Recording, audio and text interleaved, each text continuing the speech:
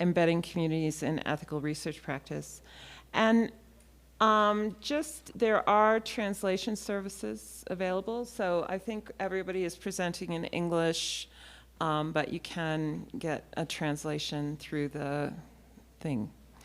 And we're just going to launch in, since we're starting a wee tad late. And our first presenter is Ginetta, Centering Community Voices and Creating Systems of Care. Thank you very much. And I'll just wait for my slides. Anyway, hello, bonjour, tanse, buenas tardes, lo siento, hablo poquito español. Si on a des francophones ici, par contre, je peux répondre à vos questions en français. So either one works for me at the end. And I'm just really, really pleased to share this joint work with you. And it's not working from here. Oh, no. Is that one? Antenna. Might be do the next, yeah. Anyway.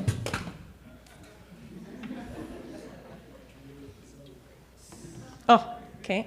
So now it's working. Okay. Okay. There's a beautiful acknowledgement of land at the front of the HR25 program book. I encourage you to read it if you have not already. It's quite powerful. I will just honor the Muisca, who are traditional stewards of this place and whose descendants live the ongoing violent legacy of the drug war. As for me, I live and work in Amiskuchi-Waskaikan, which is a Nahia word for Edmonton. Beaver Hills House, the literal translation. We are on the northern prairies of Turtle Island. Es más frío, muy frío, than here. And I also always put down a wheel of privilege and power when I am situating myself, because I readily acknowledge in this room and in many rooms I occupy a whole lot of space, and I'm often in the very center or close to it in the wheel. And if I'm going to call myself an ally or an accomplice or a co-resistor, I'd better be doing whatever I can to disrupt the wheel. So that's my view on things.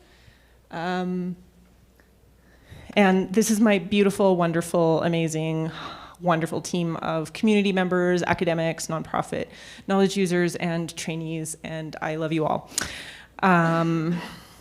And they're sitting in the Streetworks Harm Reduction office, watching everything virtually this week, and loving all of you as well. Okay, so we live in a polycrisis age. People who use drugs in Western Canada are facing multiple intersecting health threats, including disruption of pre-pandemic support, a climate crisis, an increase in poisoning deaths, of course, houselessness, mental health, etc., grief, as we all know. In this era of polycrisis, we have a fascist, especially in our province, a fascist fire hose of disinformation and demonization of people who use drugs. We need to push back against those narratives. They are creating harm in our communities. So how do we as researchers give voice to community such that community shares its truth and imagines the way forward? How do we create the preconditions needed for co-designed solutions to be heard? So my team members wanted to call this the unsurvey. So this is what we did. First, though, I'm going to draw your attention to the lower right. You need to know about context. The study took place in the context of the closure of an incredibly important healing space in the community. Across from it is where the Edmonton Oilers play. The Boyle Street Community Services, the COOP as it was known, shut down on September 30th, 2023, which coincidentally is the National Day for Truth and Reconciliation, which was a gut punch. And it was shut down by the owner of a professional sports team. So it was gentrification incarnate.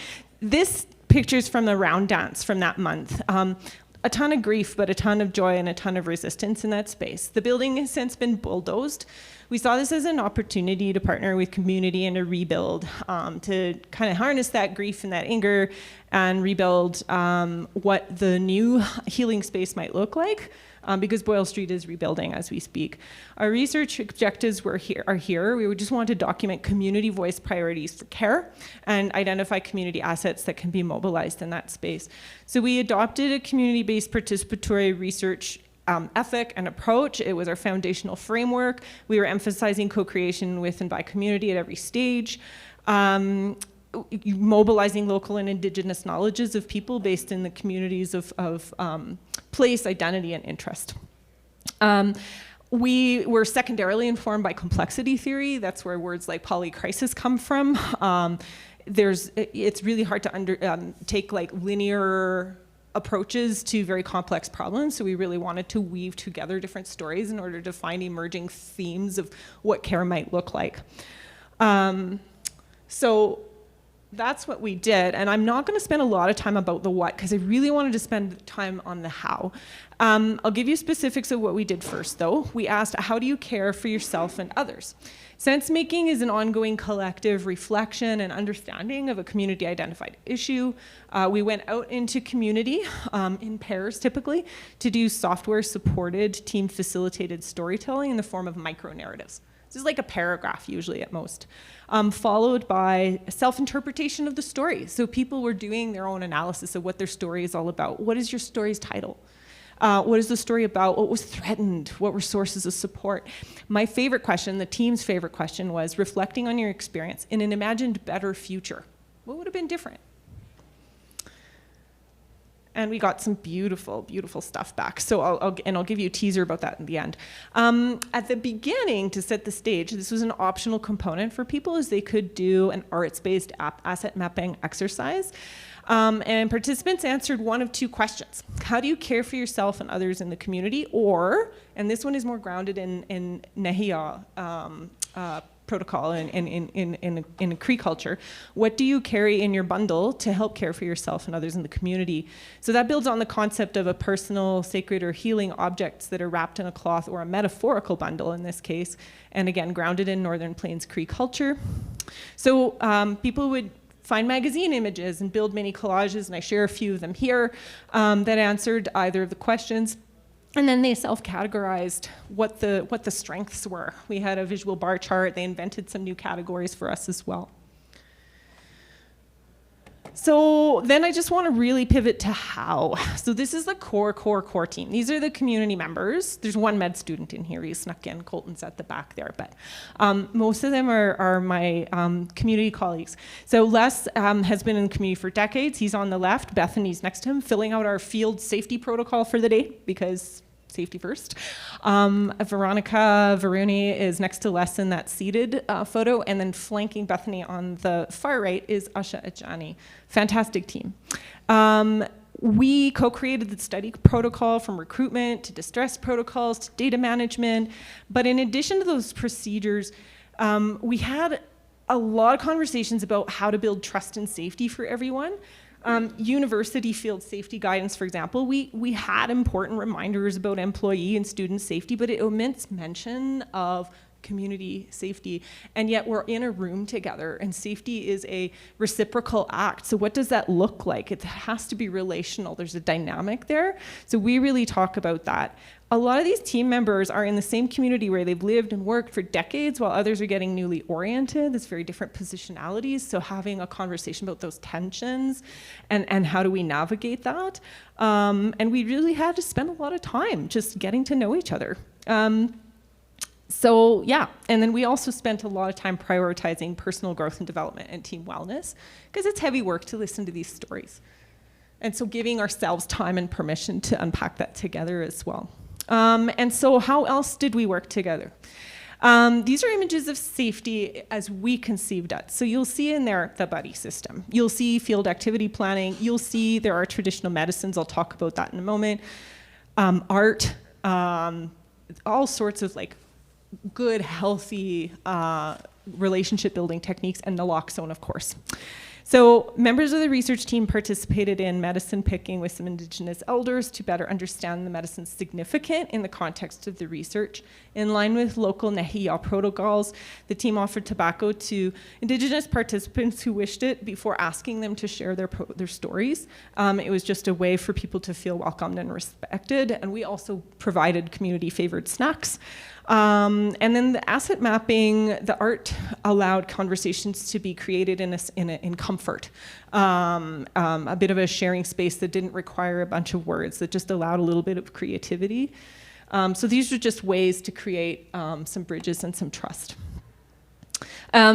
We also had to pivot. I shouldn't use that word post-pandemic, but we our analysis sessions, in any qualitative work, you kind of go back and forth between data collection and analysis a lot, and those of you who are doing quali will know that. But we also started to notice a few demographic gaps. And so, for example, we wanted to better understand the experiences of some folks that were underrepresented in our sample. So we went to specific hubs where youth hung out, where Q2S plus folks hung out.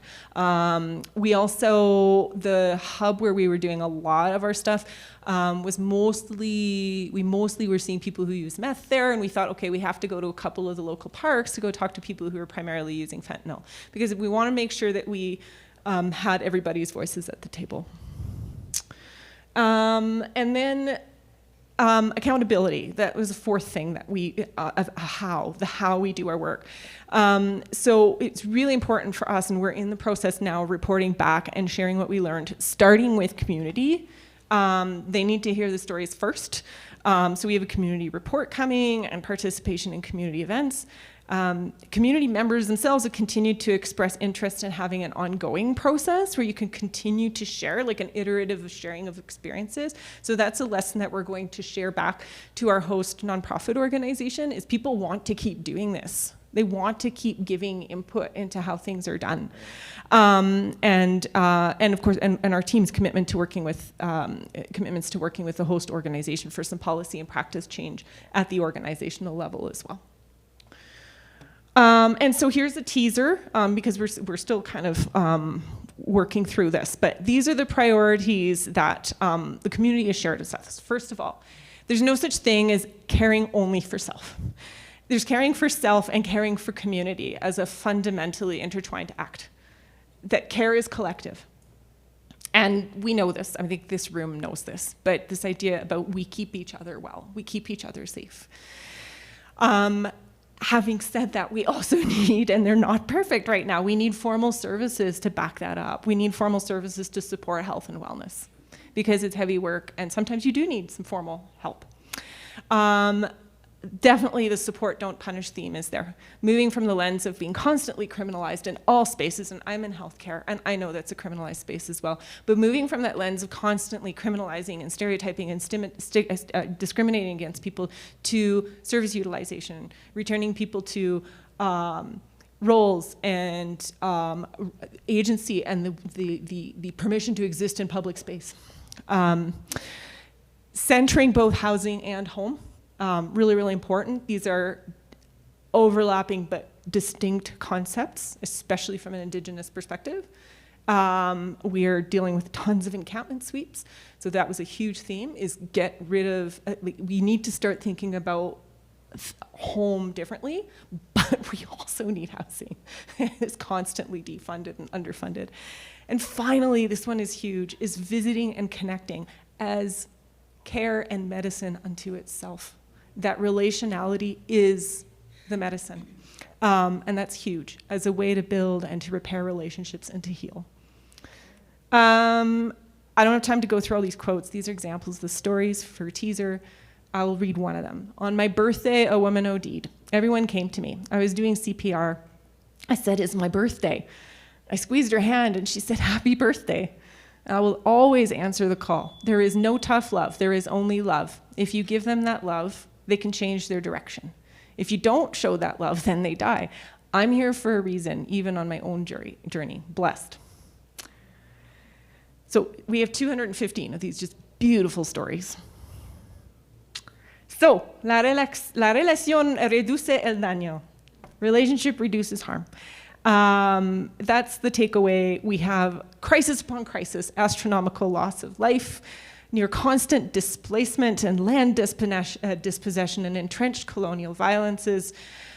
And we need to, with research, it has to be by and with people who use drugs. It has to be flexible, it has to be nimble, it has to be adaptive. Collaborative research is possible. And it has to be accountable, it has to be relational, it has to be complexity oriented, but it is possible. Oh, sorry, I didn't go. Those were the quotes. I'm gonna leave them there for a minute because I want you to read them, and then I'll show you that photo, but I'll keep talking real quick. I just shout out to some people who we've lost to the drug war, who have been my teachers and my friends. I see you and I love you. Karen Turner, Keith Miller, some of you will know those names, Lenny. I also need to acknowledge, because I'm a Canadian, Trey Helton, because I think the whole Canadian contingent is grieving Trey this week, and thank you for all you've done, Trey, for people who use drugs in Northern Turtle Island. Thank you, merci, hi, gracias. This was the relationship photo I wanted to share with you, because this is how we care, and this is how we do research. That's it.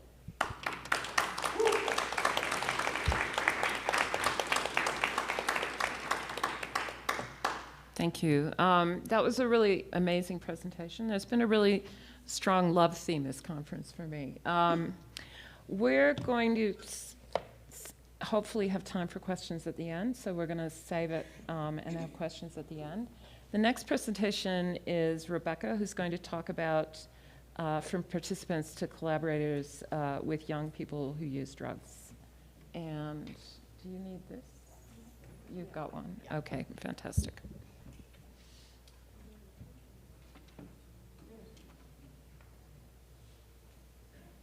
Is this working? Yes. Hi, everyone. My name is Rebeca. I'm from Brazil. And I'm here today presenting a little bit of the work that we do at YouthRise. But I'm also a PhD candidate at the Central European University in Vienna, which means that I'm now based in Vienna, not in Brazil. Is the presentation there? Yes, it is. So the presentation that I'm going to be doing today is also published in the format of a paper, a book chapter. And it was co-written with two of my colleagues. Oh, yeah, thank you. I don't know why I was looking here, trying to make it hard for myself. But I did this with two of my colleagues at YouthRise, Rebeca Calzada and Isaac Alushola. And if you want to take a look into the details of this publication, you can check out the publication there. But just to clarify, the presentation today will be discussing about the methods that we use at YouthRise and the work that we do. And in doing so, I'll be presenting two of the latest research that we have conducted together with our international working group members. And we want to share the lessons that we learned in doing this type of work and give you some recommendations. So the focus here will be more on methods rather than the study's findings. My colleague Rebeca Calzada has presented about the findings of one of these studies earlier this morning, but if you want to check them out, I have some cards here with QR codes, so just come talk after the presentation and I'll be happy to give them out to you. So what is YouthRise? So we are a youth-led network of young people who use drugs and young people who have been impacted by punitive drug policies. We have an international working group members. They are located all over the world, and they are young people who are representing their communities and bringing forward the challenges and the needs that young people face and have in these contexts. So our goal is to mobilize this youth to engage in what we call full spectrum harm reduction and drug policy reform. So acknowledging that drug policy reform needs to understand the intersections of drug policy with other topics, and it needs to understand also how intersectionality might impact the different effects that drug policies will have on people. So at YouthRise, what we do is that we believe that the research that is conducted needs to be done by the people themselves, for the people that we are trying to reach. And for doing this, we use participatory action research. Participatory, which I'm going to be calling from now on because it's a mouthful, it's called PAR.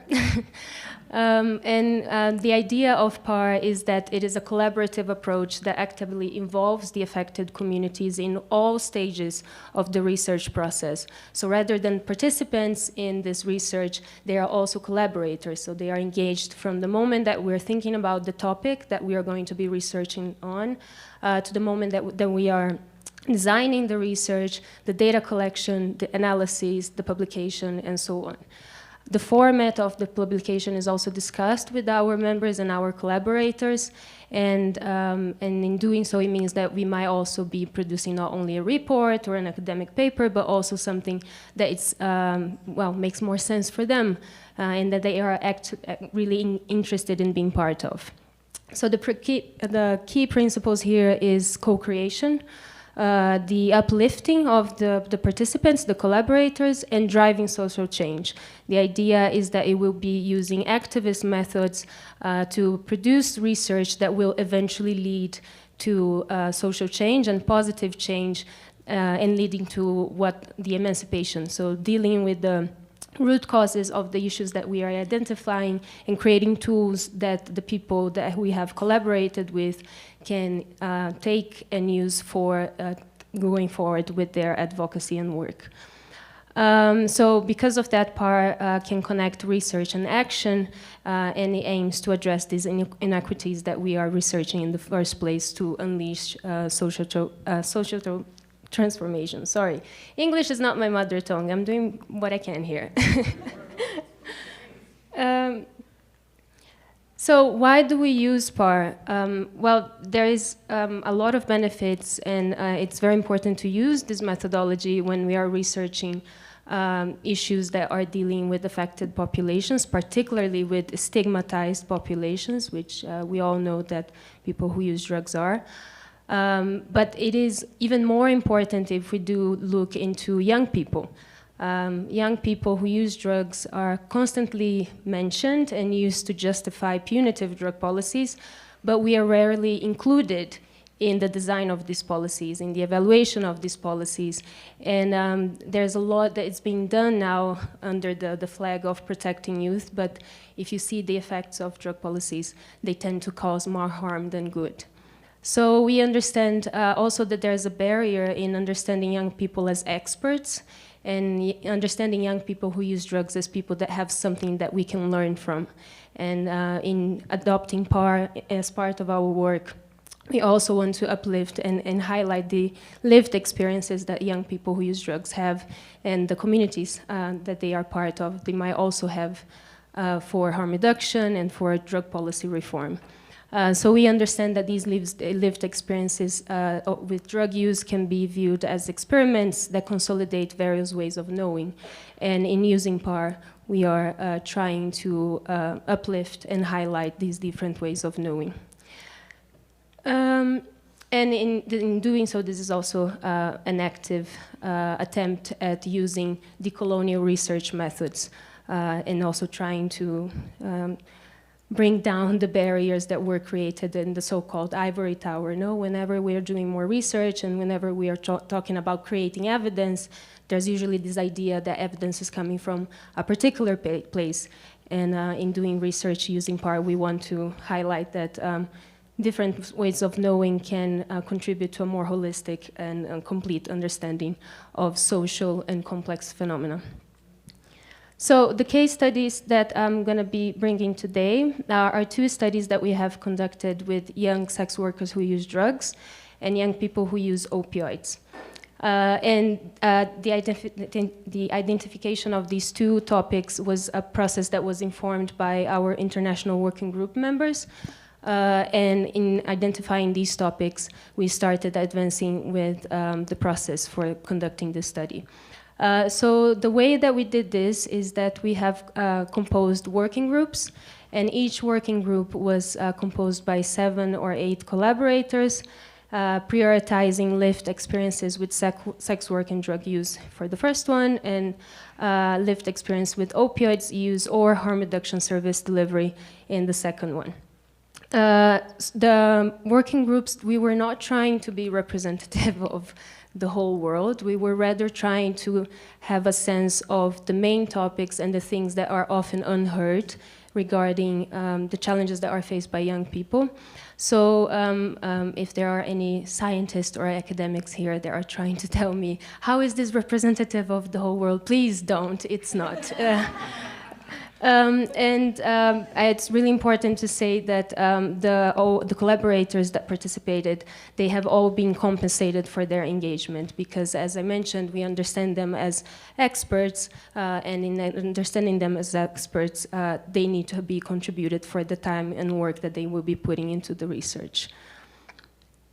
So the working groups, we brought people from all over the world, which means that we had to conduct the meetings online, and we conducted them weekly over a period of about 2 months.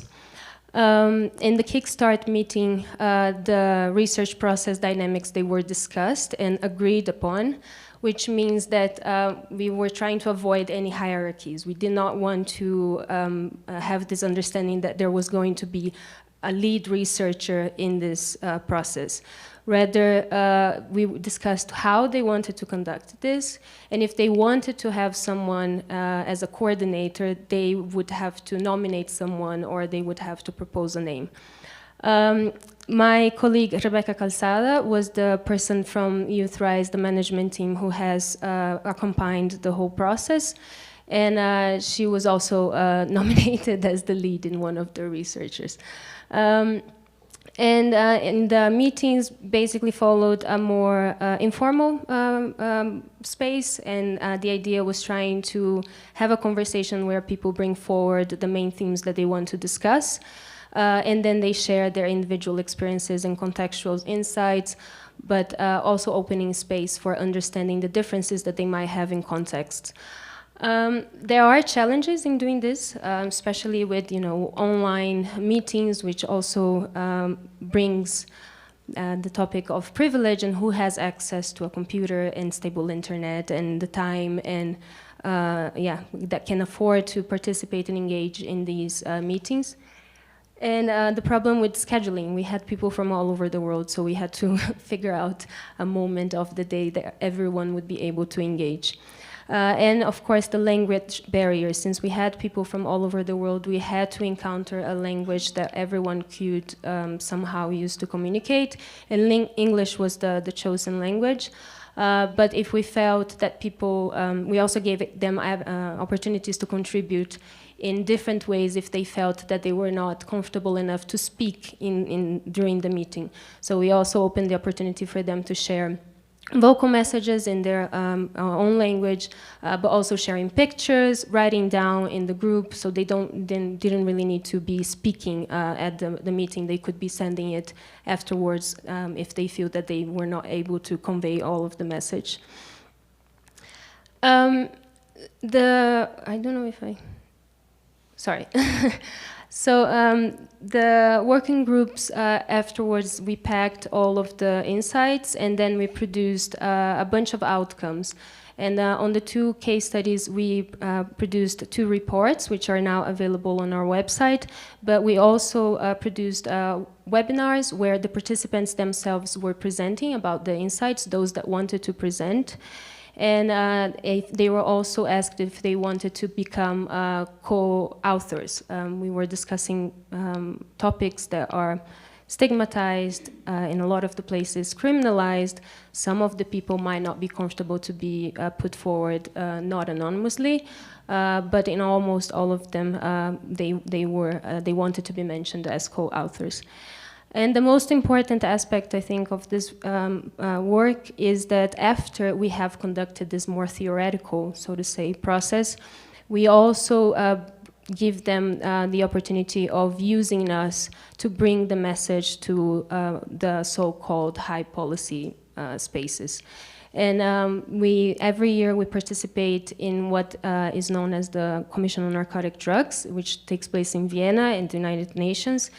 And this is the policymaking body of the United Nations to discuss drug-related matters. And it's a very important space because everything that is discussed and agreed in this meeting will become guidelines that will later on influence national policies. We, as Youth Rise, we have ECOSOC status. We can go there and bring our membership to participate in this meeting and also present the findings of their research. So this is the participants from these two studies that wanted to come along with us, and we funded their travel to be there and present themselves the work that they have done.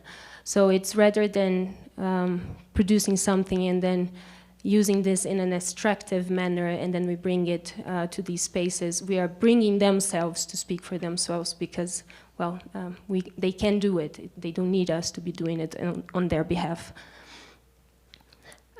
So I just wanted to conclude with some recommendations. I don't really have a lot of time to be going in all of the recommendations and challenges and details, but if you have more questions, please reach out. By doing the work, we encountered obviously challenges, and these are the recommendations that we would bring for anyone that wants to conduct similar approaches. So for the composition of the working groups, for us was really important to put people from different cultural aspects as a way of people being able to listen what is happening in other places and expanding the possibilities, the realm of possibilities. I think that we are most of the times in contexts where we cannot really grasp whatever is happening elsewhere. And in doing so, we expand the realms of possibilities and show people that there are different ways of doing it. So the idea is also learning from our peers all over the world and taking ideas in what we can implement in our own local contexts.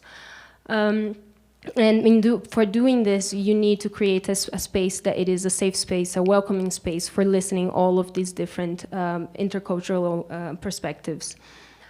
The compensation, which is something that I mentioned already, it was a big thing for us as a youth-led organization. Resources are always tough, and I think that it's a tough issue for everyone.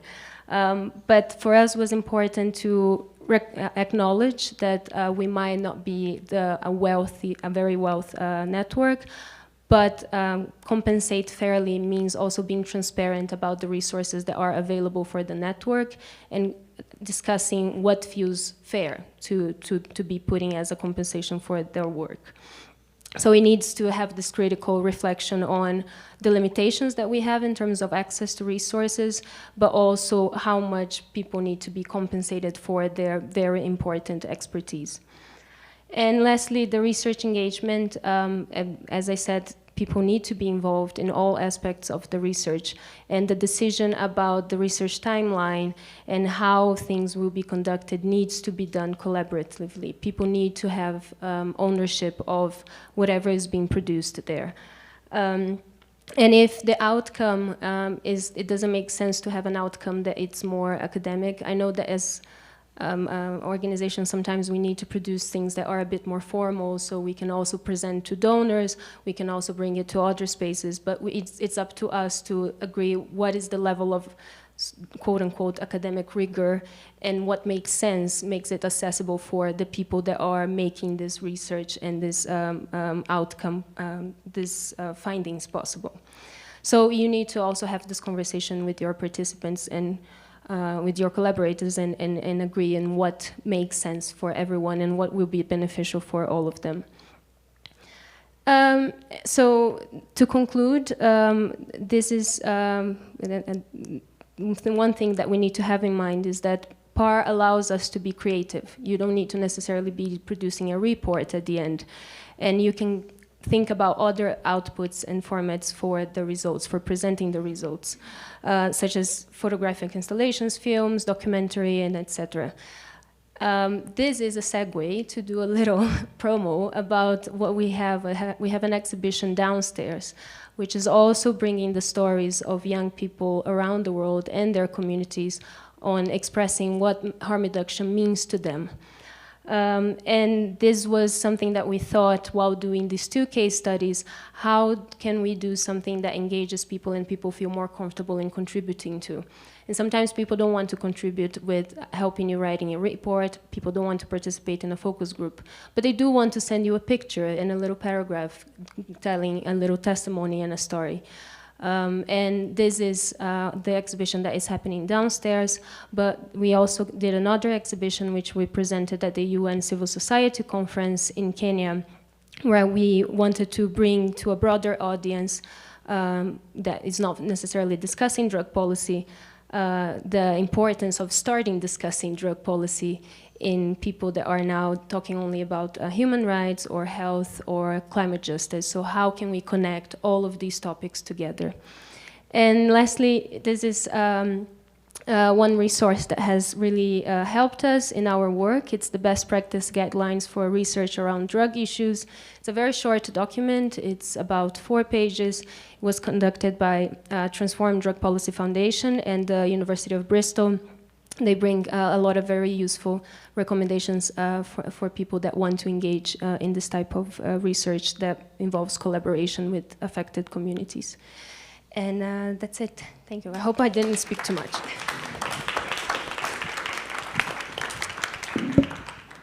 If any of the people standing, there are plenty of seats up front.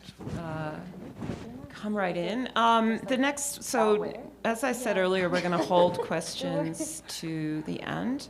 The next presentation is Jennifer with Coming to Know Sihtoskâ'towin, an Indigenous methodology with Indigenous peoples in Vancouver's downtown Eastside.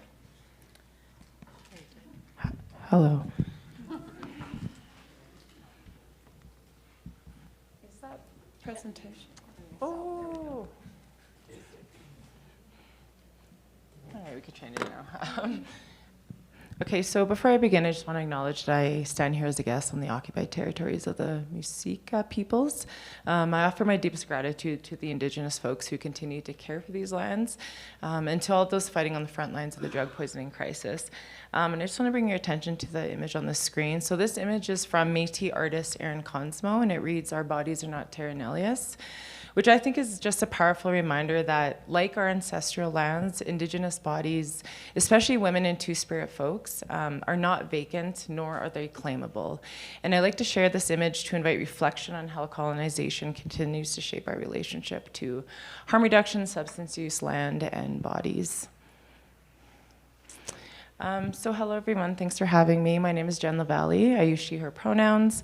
I'm Cree, Saulteaux, and Métis from Treaty 4 territory, located on the homelands of the Cree, Saulteaux, Dakota, Nakota, and Lakota First Nations, and homelands of the Métis. I'm currently a postdoc fellow at the Canadian Institute for Substance Use Research and Centre for Indigenous Research and Community-Led Engagement at the University of Victoria, located on the unceded territories of the Leguanin people, also known as the Esquimalt and Songhees nations. So the research I'm presenting today is deeply shaped by my lived experience with intergenerational trauma and addiction, as well as over 15 years of community work across Turtle Island. I was raised in Narcotics Anonymous, and for those who know. I spent most of my early childhood attending Saturday morning NA meetings with my dad in smoke-filled church basements, and then my mom worked as an addictions counselor at an Indigenous-operated facility in Regina.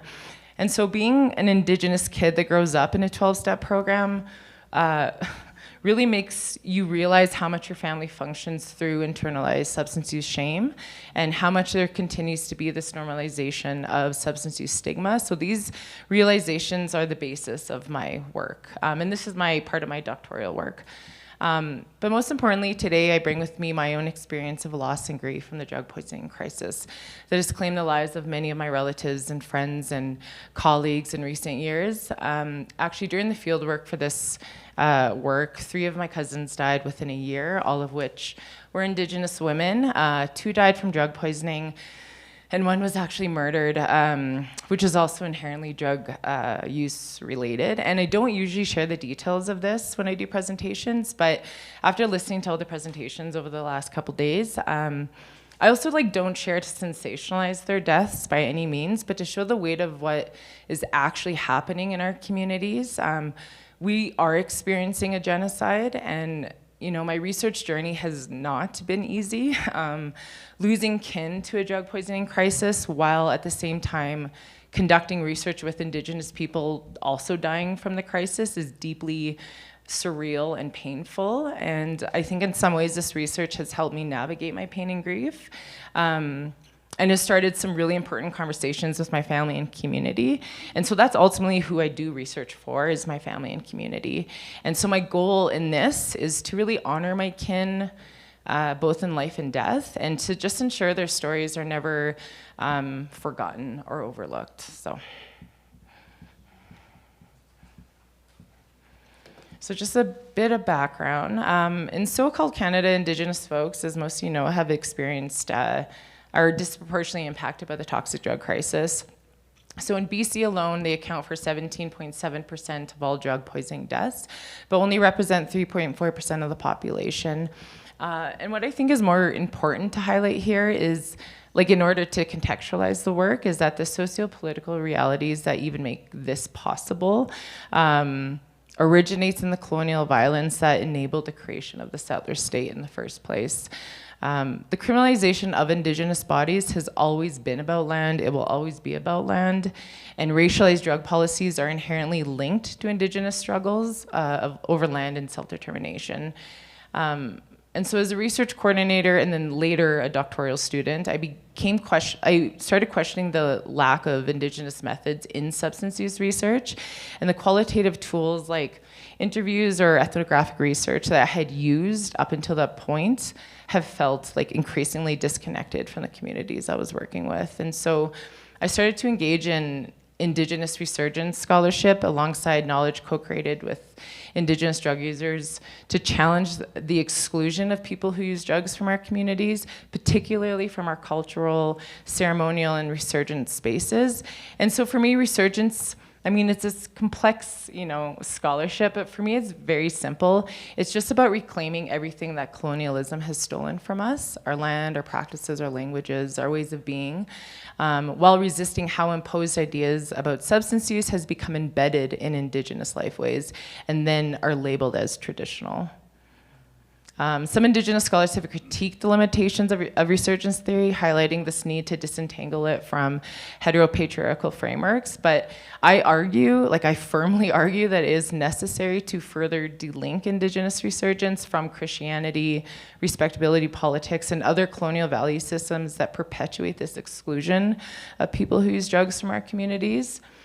So much of my own decolonial work then has involved recognizing that Indigenous resurgence often overlooks those who do not fit within these romanticized ideals of sobriety and abstinence. And for me, this is just unacceptable. I think colonial violence is sustained by the erasure of people who use drugs from our cultural spaces. And I think we must step up as witnesses and allies as the drug poisoning crisis continues to kill all of our kin. So this work with Indigenous drug users instead centers their lived experiences, beliefs, and teachings to challenge these exclusionary notions of traditionalism and reinsert their everyday practices as vital parts of Indigenous resurgence. So this research took place in the downtown Eastside in Vancouver, which is located on the unceded territories of the Musqueam, Squamish, and Tsleil-Waututh nations. And this neighborhood is often described as a low-income neighborhood, and it's the site of Canada's largest street-based illicit drug scene, shaped by poverty, substance use, violence, houselessness.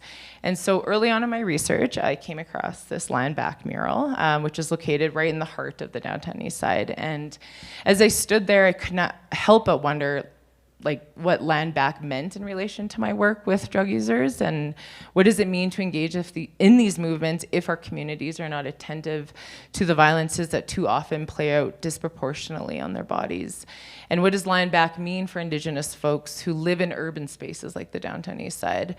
So in this theorizing and understanding of land back, again, I'm firmly asserting that Indigenous drug users have the right to belong, reclaim, and redefine their relationships with land beyond settler, colonial, capitalist, and patriarchal confines. And I think the downtown Eastside is not just a site of research, nor is it solely this site of violence and death and overdose. It is also Indigenous land and a place of active cultural resurgence where Indigenous peoples have been able to reconnect with each other, engage in culture, and resist in the ongoing genocide that is the toxic drug crisis. Okay, I'm just gonna put them all up because it's easier. So as mentioned, I really wanted to shift away from these qualitative approaches I was already familiar with towards a more Indigenous approach grounded in my own cultural teachings and the wisdom of the collaborators involved in this work. And so first and foremost for me, this was understanding methodology as a reclamation. And so I realized in order to truly begin this work, I needed to be clear on who I was, not just a researcher or an academic or a doctoral student, but as a two-spirit, queer, Cree, Saulteaux, Métis person, and determine where I needed to go in my work. I really had to look within myself and honor my own embodied knowledge and connection to my culture and homelands. And in many ways, this felt like a reclamation, not just for me, but for the folks involved in this work. And then as I began to lose relatives to this crisis, I felt compelled to center my work on Indigenous drug users, to honor their resurgence efforts and witness their lives. And so one of my first teachings in this methodological journey was that witnessing is neither this passive or simple act. It's this deeply sacred and ceremonial role. And according to Métis scholar Natalie Clark, if you don't know her, look her up, it involves engaging in the process of witnessing another person's testimony while linking a series of communal acts where knowledge is shared through revisiting the past. And there's a ton of Indigenous scholarship on this act of witnessing. I also take cue from Indigenous scholars like Eve Tuck that speak about the significance of re-envisioning research in our communities, not only to recognize the need to document the effects of oppression, but to consider the long-term repercussions of thinking of ourselves as broken. And so a lot of my work up until this point was about drug-related harms within the context of a toxic drug crisis, which is by necessity about damage. But damage is not the entire story for Indigenous folks in the downtown Eastside. And so in this journey, I was reminded of this, the importance of shifting away from colonial narratives of struggle towards more joyful, life-affirming spaces that celebrate all of our relations. And then, this might seem obvious, but embracing this intentional vulnerability was essential to my work, but for me, and I would suspect for many people, especially researchers, vulnerability is terrifying. And what if people don't like what I have to say, or misunderstand my words or my intentions? But I do think leaning into this vulnerability made it possible for power dynamics to shift within my research, away from this assumed vulnerability of participants towards genuine care and connection where we are truly seen and where we can actually truly see others.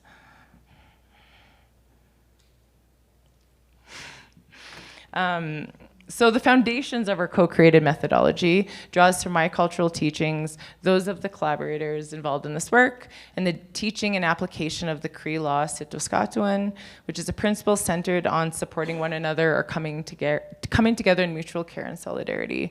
It implies this understanding that we cannot do it alone. And I believe in order to truly provide mutual support and to uphold Sihtoskâ'towin in our communities, it is essential to fully witness people's lives, including their drug use. And so 4 core elements emerged through our collaborative work. And I think each element is an expression of Sihtoskâ'towin, woven together to express the interconnectedness of all of our relations. And just to briefly elaborate on each element, you mentioned love earlier, which is my favorite part. Decolonial love. This methodology ultimately resists damage-centered research by centering everyday acts of decolonial love within our intimate relationships. And so guided by Indigenous scholar and poet and badass Leanne Simpson, framing of decolonial love as this radical embrace of those cast aside by colonialism, This work was deeply rooted in community care through an Indigenous advisory circle shaped by Indigenous drug users themselves, including a two-spirit elder. So this really was just like a peer-led collaborative effort through and through. And then circling back to how I'm thinking about land back within the context of this work, more than being a witness to my relations who use drugs, I'm also a witness to the wisdom of resurgence shared culturally and ceremonially with me through relations with land. And so in this work, I learned that Indigenous drug users' efforts to reconnect with their cultural practices are in fact a powerful political act of cultural resurgence, reaffirming their sovereignty, autonomy, and deep connection to land. And then kinship, or simply being a good relative, is a core teaching that grounds this work. And so while my kinship framework shares similarities to other works of Indigenous scholars, it is uniquely rooted in Cree teachings and adapted to include people who use drugs within our kinship systems. It challenges colonial ideas of tradition that exclude people who use drugs, pushing back against harmful binaries of this zero tolerance, like our zero tolerance approaches, which I think are rooted in settler notions of purity. And then lastly, as a witness to my substance using kin, I do see it as my responsibility to affirm their right in cultural resurgence. So this has become really central to this methodology. I think it's important for people to understand that when our kin are excluded from ceremony, they're also denied connection to land, to water, to belonging, which I think goes against our ancestral laws like Sihtoskâ'towin. And so to me, the true purpose of ceremony is creating spaces where everybody belongs. And this is how we live out our ancestral laws, and this is how I think we live out Sihtoskâ'towin, by ensuring that all of our relations have a place and that no one is left behind. And I'll just leave you with a quote by the elder that was involved in this work, Elder Sandy. She's a character. And I think it sums up the intention and spirit behind our co-created methodology. She runs a gender-inclusive sweat lodge in North Vancouver, and she also welcomes people who use drugs into her ceremony.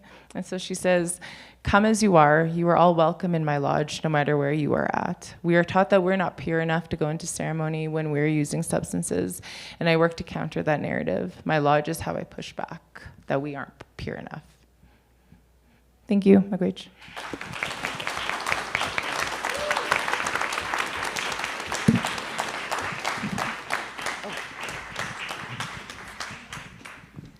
Thank you so much. Our next presenter is Anton, who's going to talk about what if an NSP program would start by asking what people really need. And take it away. Thank you. Hello, everyone. I'm Anton Basenko, newly appointed Executive Director of the International Network of People Who Use Drugs. I'm originally Ukrainian, now based in Belgium, in Brussels. And let me first start from acknowledgements, because I present this presentation on behalf of the CATS Hep C Consortium and group of the authors of this abstract, who are Ernst, WISSE from Médecins du Monde, Annie Madden from YPWUD, and Professor Marques from Burnett Institute. Unfortunately, they could not come physically, so I present in this amazing piece of work on their behalf. So, what if, let's imagine what if needle and syringe programs would start by asking what people really need. A little bit of overview of my presentation. So, we will go through 5 areas and topics I would like to cover. In the current context, I would like to discuss the current lack of consultations with communities of people who inject or who use drugs and the negative impacts of lack of these consultations, and the impact it has on needle and syringe programs and on harm reduction services in general. I will explain briefly in the second part what community-led values and preferences research is and why it is important in relation to people who inject drugs and harm reduction services.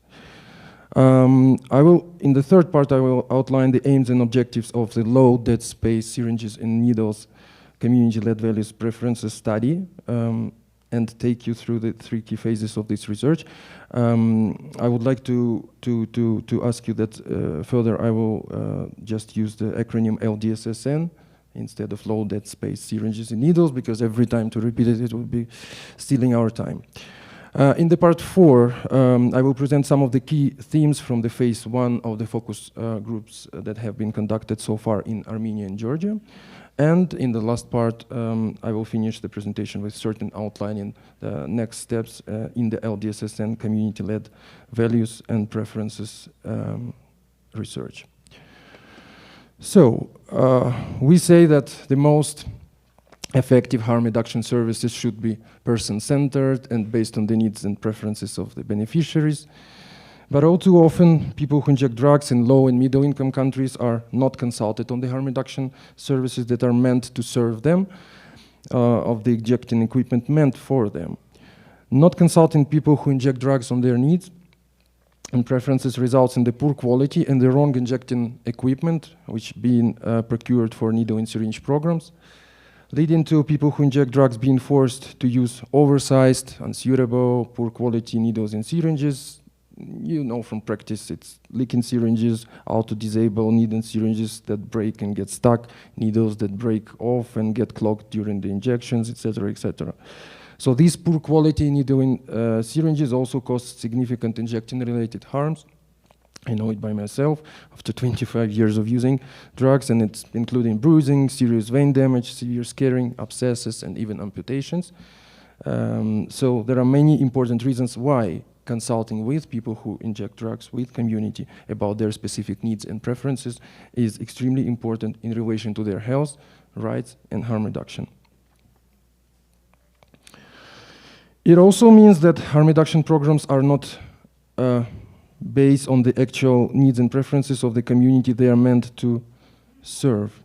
Instead, it creates barriers to services with people who inject drugs often forced to purchase additional needle and syringes from pharmacies, if available, just to get a needle and syringe that is reasonable quality and suits their needs. Also, unfortunately, this is significantly increasing the risk of reusing and sharing the needles and syringes, because people who inject drugs prefer to reuse a better quality than risk harms and problems from poor quality equipment, and also people just cannot afford to purchase a new needle and syringes every time. So reuse and sharing increases, of course, the risk of bloodborne viruses. It's obvious, transmission such as HIV and hepatitis C also results in wasted resources, with scarce harm reduction funding being used to procure poor quality injecting equipment that does not meet the needs of people who inject drugs and is not fit for purpose. So, what we can do about this situation? One of the things we can do to ensure harm reduction services are based on the actual needs and preferences of the local community of people who inject drugs is to conduct community-led values and preferences research. So what is community-led values and preferences research, and why is community-led is so important? Community-led values and preferences research is a participatory research. Maybe you also heard the acronym PAR, P-A-R, Participatory Action Research, which is similar. So it's an approach where community is actively involved in the process of identifying needs, preferences, and enablers and barriers to services access. Community-led values and preferences research focuses on understanding what matters most to the local individuals and communities involved. It also helps to design interventions that are culturally and locally appropriate, relevant, and effective. Of course, it also gives my community the chance to speak about what matters to them, how their preferences are shaped, and what factors act as barriers or enablers. So the most important aspect of community-led values and preferences research is that the community leads, or at least very least co-leads all stages of the research, from concept through to dissemination. So it's impossible to, not to involve people, for instance, on the stage of development of the methodologies, or sometimes academic people thinking like, no, what do they know about science? We will develop methodology by ourselves, and then we just ask them later on some stage. So that's what happened before this this project. So conducting community-led research is about shifting power and truly seeing people not just as mere beneficiaries of services, but experts in their own lives. Importantly also, that community-led values and preferences research, when it's done well, can really help to reduce waste by ensuring that scarce resources are used effectively as possible. So now that I have explained in broad terms what community-led and preferences, values and preferences research is and why it is so important in relation to people who inject drugs and harm reduction, I want to use the remaining time to focus on an example of community-led research that Input is currently involved in as a community partner in a consortium led by Médecins du Monde, MDM, or Doctors of the World in English. So the MDM-led consortium is one of the three consortiums. The other two are led by Frontline AIDS and PATH. It's a UNITAID-funded consortiums and a multi-year program of implementation research being conducted in 9 low and middle-income countries over 4 years, from 2023 to 2027. So this program of research is collectively referred to as the UNITAID HCV or hepatitis C HCV portfolio projects, and is focused on improving access to hepatitis C and harm reduction services for people who inject drugs in low and middle-income countries. But the program of research is being conducted in 3 main areas of innovation. So it's actually improving access to hepatitis C testing and treatment in the community, introducing long-acting depot buprenorphine, LADB, as an additional opioid agonist therapy option, and implementing low dead space needles and syringes to reduce bloodborne viruses transmission among people who inject drugs. So one of the really amazing things about this really large program of the research is that community engagement with people who inject drugs is really central to and embedded across all the work being done. This includes a multi-country community advisory board, which Input chairing, with members from all these 9 low and middle income countries that meets regularly and is overseeing all 3 studies being conducted. So this is a global first and an amazing outcome in its own right, I think. As I mentioned, one of the 3 studies being conducted under the UNITAID HCV portfolio projects is that community-led values and preferences research on loaded space needles and syringes. And this is a study which is already underway. I want to take you through how we are doing this research, including briefly describing key aspects of the methodology and then highlighting some of the key findings that are coming out of phase 1 of the study. But before I talk about the methodology, however, for those who may not be familiar with loaded space syringes and needles, it is important to highlight that we are focused on LDSSN because LDSSN, as suggested by their name, low dead space, reduce the amount of blood remaining in the needle and syringe after the injecting, which can potentially reduce the risk of bloodborne viruses transmission if this needle and syringes is reused by someone else. So you can see it on the image. Here the difference in the amount of space where blood can remain after the injection. So in the high dead space needle and syringe, which you see on the left when you're looking at the slide, compared to the low dead space on the right, you can see the difference, so the leftover of the blood in the lower tip. So access to this stereo needle and syringe, unfortunately, is extremely poor in most low and middle income countries, so there can also be very high levels of reuse, and there is true reuse of needles and syringes. And in this context, LDSSN have been recommended by WHO because of this potential to reduce risk of transmission. Since 2012, actually, but LDSSN are still not available in the low and middle income countries. Most of these countries still procure and provide high dead space needles and syringes. However, in the very small number of these countries where there has been research into the introduction of LDSSN, it has been shown that good consultation with local communities of people who inject drugs is really central to successful introduction of LDSSN in low and middle income countries. So, as I mentioned in the previous slide, input is a part of the MDM-led consortium, and we are working in 3 focal countries, Armenia, Georgia, and Tanzania. So 2 of these countries is from my native region, from Eastern Europe and Central Asia. So due to the differences in ethical approval processes in different countries, we are yet to commence the study in Tanzania, but we have completed the phase 1 and focus group discussions in both Armenia and Georgia. So I am going to focus on the key findings from these 2 countries and 2 settings in this presentation. As I mentioned, this research means that we are working with the community-led networks in the countries where the project is going, and we have trained and have supported peer workers, community researchers, note takers involved in all stages of the research, including participant recruitment, facilitating all the focus group discussions, managing data, drafting data summary reports from the focus group discussions. So as an overview, the study involves 3 key phases, as you can see. So phase 1 is actually focus group discussions, and these preliminary findings will be from this phase. So phase 2, it's a field testing and pilot stage. So based on the findings from the first stage, products have been procured and provided to consenting participants for a 6 weeks pilot period. Participants testing and equipment, then we'll come back to provide detailed feedback on experiences and preferences, usability, effectiveness, etc., via a second round of focus group discussions.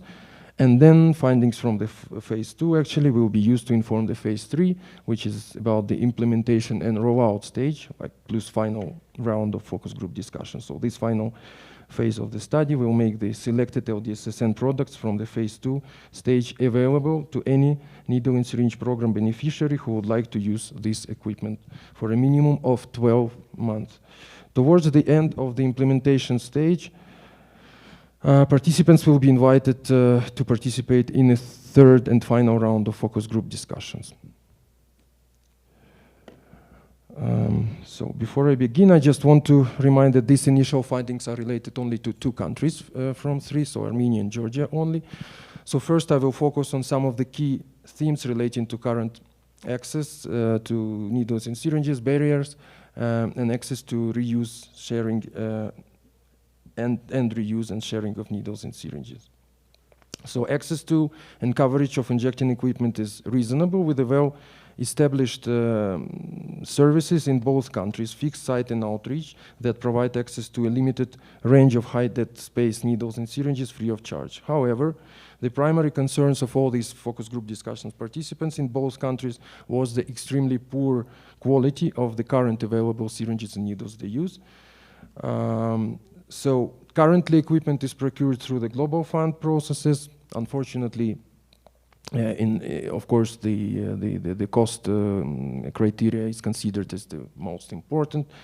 And in the majority of cases, community are not involved in the bidding procedures or procurement process, so they cannot really influence. Well, my country was a bit of exclusion because I was working many years for the organization, principal recipient of the Global Fund grant as a staff, and I could influence from that position, but it's rather exclusion than the system.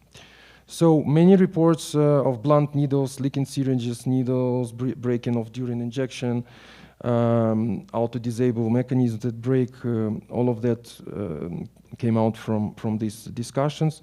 Community therefore frequently forced to purchase better quality needles and syringes through pharmacy. At least in Armenia and Georgia, they can access needle and syringes at pharmacies for a cost. But in some low and middle income countries, that is not an option. Sometimes the pharmacies don't sell it after a certain time in the evening, or don't sell it at all if they identify you as a person who uses drugs. In their thinking, they think that they are fighting with the drug use in this way, though in fact they just support in development of the epidemics, unfortunately. So some respondents resort to taking different parts of different needles and syringes, like they tried needle from one, syringe from another, to make needles and syringes that functions and is fit for purpose. Participants reported that sometimes keeping better quality needle and syringe they purchase for a later reuse, especially if it is a good one, because people cannot always afford to purchase more of these better needle and syringes. So this is actually causing preventable injections-related injuries and infections, such as scarring and vein damage, bacterial infections in the heart and spine, abscesses, etc. Participants also complained of a negative attitudes and, of course, stigma and discrimination in pharmacy, what I just mentioned. And this was specifically highlighted by women who use drugs, and participants also spoke of police sometimes waiting outside of pharmacies to detain and interrogate them. Initial feedback highlights the need for better injection equipment in terms of quality and quantity that is tailored to community preferences. Participants' first impressions of loaded space syringes and needles were really positive. Participants commented on how they thought LDSSN products appeared much higher quality than current equipment, sharper needles, smoother action, reduced potential for vein damage. We can see the high interest because participants really expressed certain enthusiasm to trial the new equipment, LDSSN products for themselves. It should be noted, however, that although participants were able to take the equipment out of their packaging, look at them and get initial sense of their quality and functions, they did not get to try them in the focus group discussions. So perhaps not surprisingly, participants expressed a cautious optimism, acknowledged the need to test the products for themselves in real life settings before fully assessing their effectiveness and suitability. In this context, there was a strong willingness to participate in the phase 2 pilot stage from all the participants participated in the phase 1. So when asked about the best strategies and approaches for educating the wider people who inject drugs community about LDSSN, there was a strong support for peer-led, word-of-mouth education approaches over too many printed or text-heavy resources, and participants spoke about the strong connections with community networks, that community always look after one another, and they did not foresee problems in getting information and education of the SSN into the PWUD community. So, next steps, in relation to our next steps for this study, as I said, we will continue the 6 weeks pilot phase in Armenia and Georgia across May and June 2025. We will then move on to conducting phase 2 focus group discussions in Armenia and Georgia somewhere in July 2025. We will hopefully commence phase 1 focus group discussions in Tanzania by the end of May or early June. And currently we are writing phase 1 country reports from Armenia and Georgia, and this will be publicly available by the end of June 2025, maybe earlier. So if there is a key take-home message from the phase 1 in Armenia and Georgia, I think it would be that while participants recognized and valued the benefits of LDSSN in reducing blood exposure and bloodborne viruses transmission risk, in the end, it is issues of quality, usability, and the range of products to match injecting practices that appear to be the primary drivers of their interest in LDSSN from a community perspective. So this is an issue that we are thinking about more in relation to its implication for future rollout, uptake and usage. It is also important to say that we are yet to conduct the phase 1 in Tanzania, and those focus group discussions may identify different issues and drivers of people use values and preferences. But we are very aware that these are preliminary findings in this stage. But even at this early stage, we can say that we have learned a great deal about injecting practices and communities' preferences and needs in Armenia and Georgia, and I have only presented really a small slice of those learning here today, and just based on what we have learned so far, this study already underscores the importance of integrating community-driven values and preferences approaches in needle and syringe programs to really ensure that people receive the appropriate high-quality commodities necessary for effective harm reduction and, as I mentioned, to protect their health, rights, and dignity. We really encourage you all to think about how you are consulting with community in relation to harm reduction services you provide. And my final slide shows on the left the 4 partners of the consortium. It's Saint Dumont, Input, University of Bristol, and Burnet Institute. And of course, on the right, we want to recognize our incredible country and community partners who are conducting all of this amazing research on the ground in Armenia, Georgia, and Tanzania. It's a TANPUD, Tanzania Network of People Who Use Drugs, Georgian Network of People Who Use Drugs, GenPUD. And because in Armenia there is not yet an Armenian Network of People Who Use Drugs, but there is a brilliant organization, real community-led organization, Real World, Real People, who provide needle and syringe programs and have also provided incredible support for community researcher of this project. Thank you for all the work, for all the country and community partners, and thank you all for listening. Thanks, Anton. Our last presentation is Abigail, who's going to talk about an exploration of resilience and call for strength-based approach to research and practice in people who inject drugs.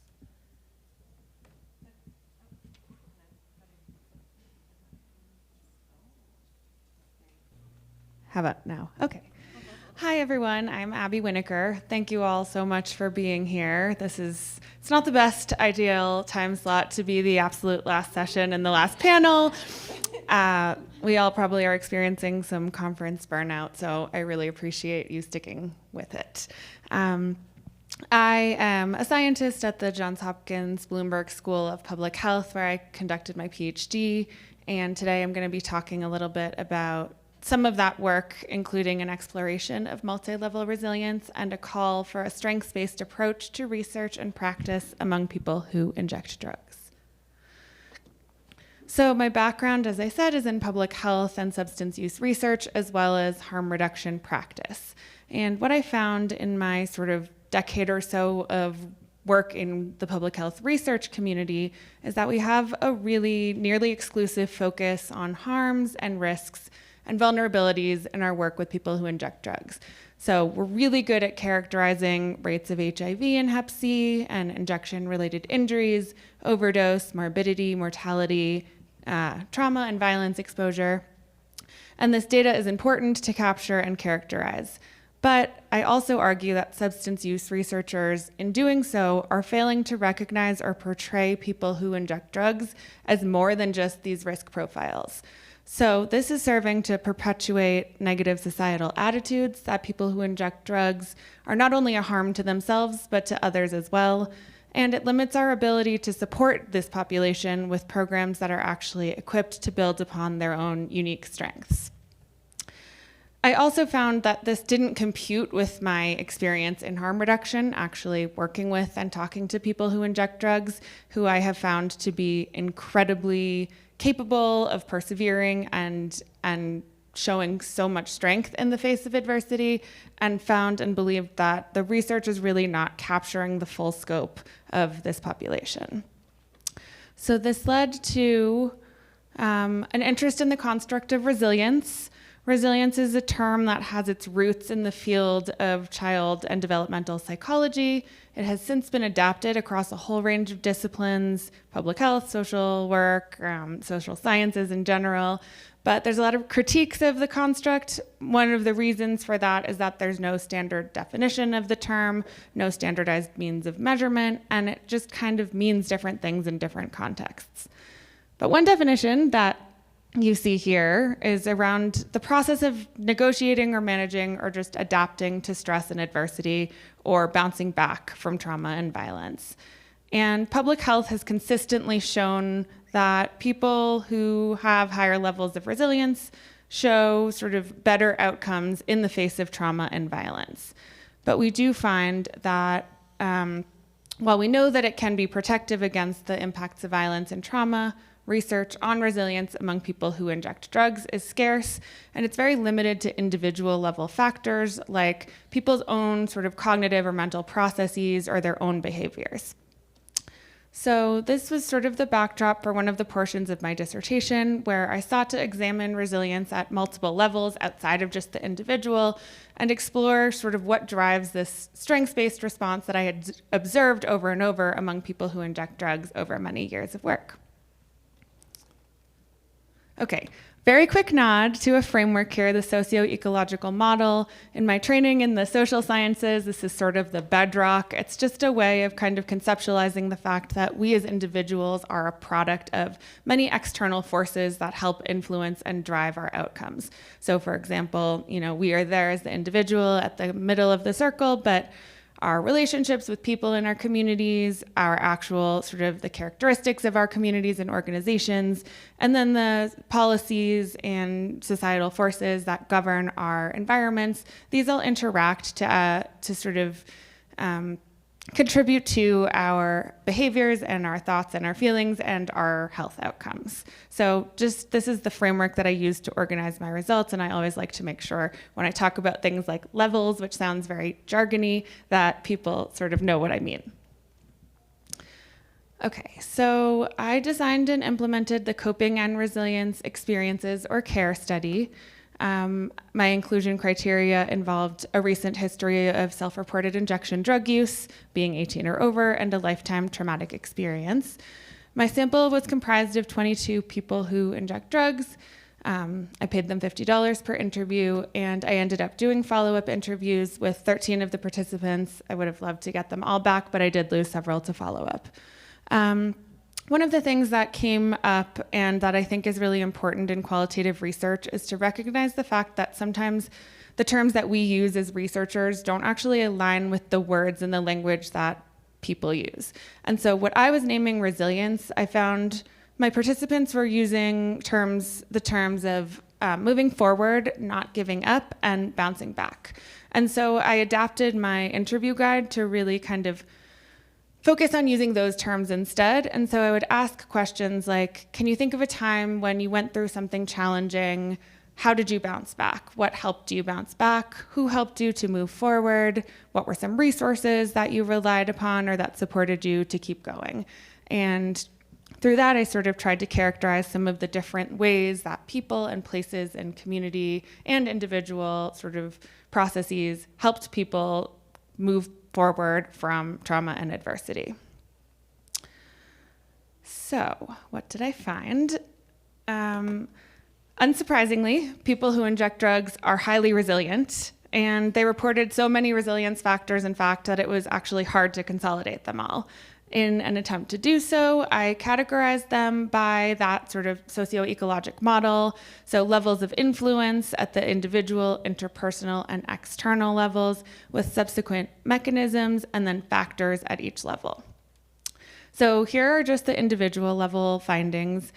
Cognitive mechanisms, these included things like engaging a positive outlook, mindfulness practices, self-reliance, a motivation to succeed for other people, belief in a higher power. The emotional mechanisms included a positive sense of self through serving as a support to other people, unconditional love, the feeling that comes from not being judged and stigmatized, and then physical and emotional safety. And then behaviors included engaging in hobbies and leisure activities, learning, and actions to ensure safety, both through physical safety and drug use, as well as exercise and self-care. So just a few of the many rich quotations. It's always really hard for me to try to pare this part down. I really love qualitative research for its ability to capture the voice of the participants. And so on the top left, we have one woman who stated, I guess growing up being told by my mother that I was never going to amount to nothing, that I was a piece of shit and I shouldn't have been born. I wanted to prove everyone wrong, and I'm one of those ones that wants to say, haha, I told you I would. So really showing this kind of cognitive drive to keep going and bounce back in the face of adversity for the sake of someone else. I don't think I have the time to read all of the quotations, so I won't read the other two on this slide, but one shows a behavioral factor and one shows an emotional factor. And I just think it's really important to kind of demonstrate that these were this wide range of sort of self-imposed actions and behaviors and thought processes that people themselves were taking to be able to keep going and bounce back in the face of adversity. I'll leave it here for just one moment. Okay, so at the interpersonal level, there was a whole range of social factors. These included, let me catch up on my own computer, social support, parental influence, like role modeling from a family member, trusted professionals. This was rare, unfortunately, but not surprisingly, that people didn't have a lot of positive experiences with sort of professionals in the service industry or the healthcare environment, but some did, and that was really noteworthy for them. And many reported that when they did find, for example, a medical provider whom they felt they could trust, it was really powerful for them and sort of helped motivate them to keep going. And then the experience is sort of going through, meeting or knowing someone who had been through similar sort of trauma and or challenges.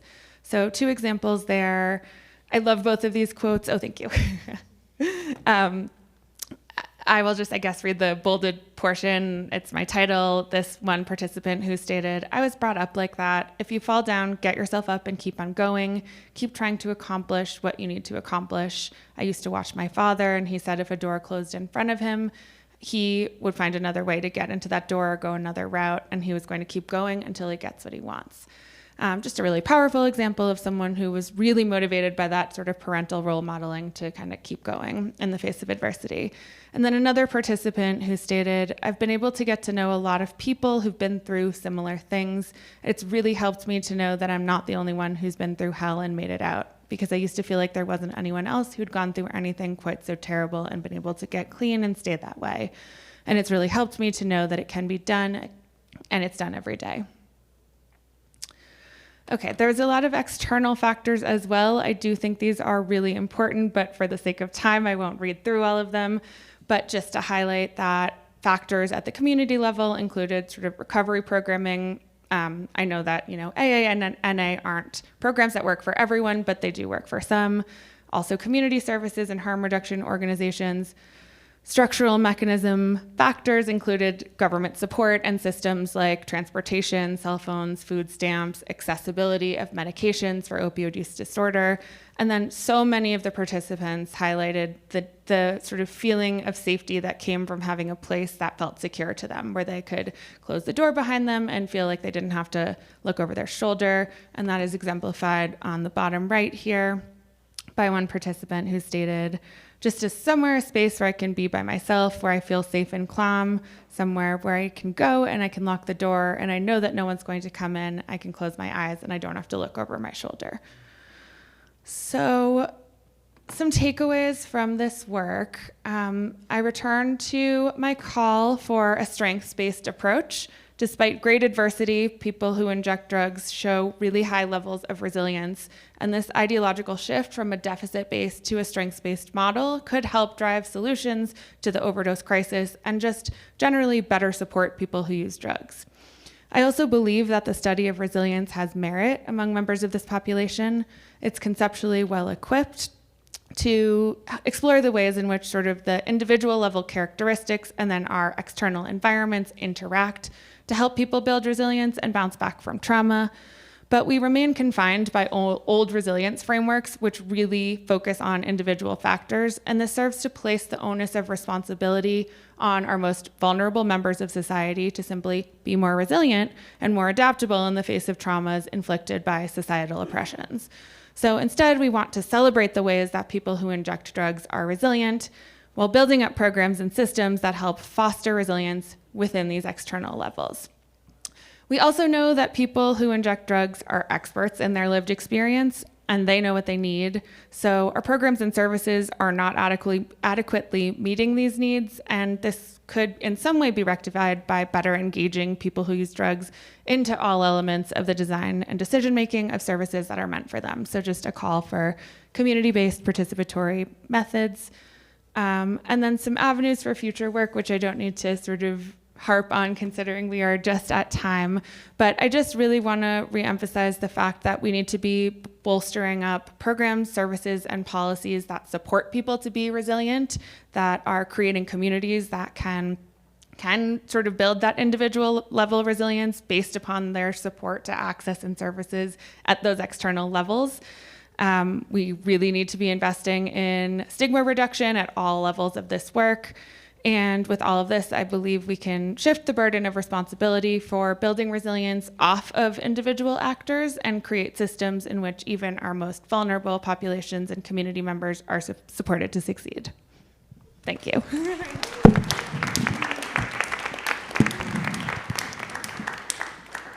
Well done. We don't have time for questions. I'm really sorry. But at least we got to hear all these amazing presentations. So please join me in thanking everyone once again.